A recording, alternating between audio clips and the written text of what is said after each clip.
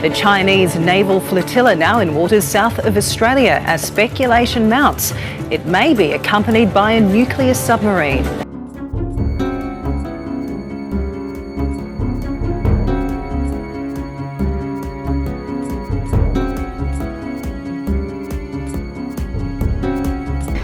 It's called gunboat diplomacy, and it's a very dangerous game Australia has engaged in with the United States.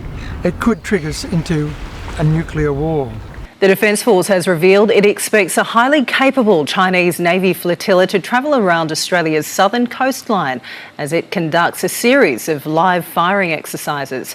It's also confirmed there was no prior warning to the ADF of the war exercises by the Chinese frigate, cruiser and supply vessel, and it was only made aware by air traffic authorities afterwards.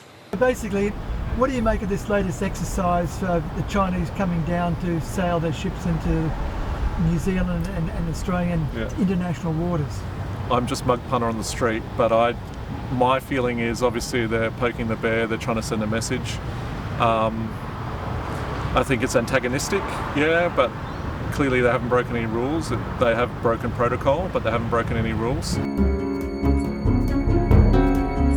If it was me, I would send a drone boat out there remotely, fairly close to them, and have some F-35s fly over and destroy that boat just close to them, just to send a message that we can respond. I would love to send a really strong response.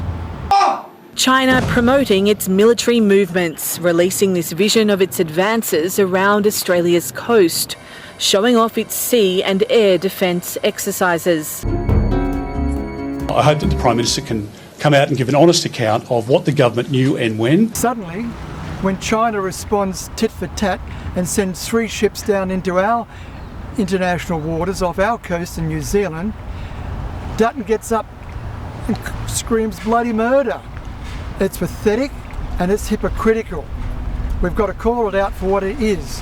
If we do that to China, then we can expect the same to happen to us.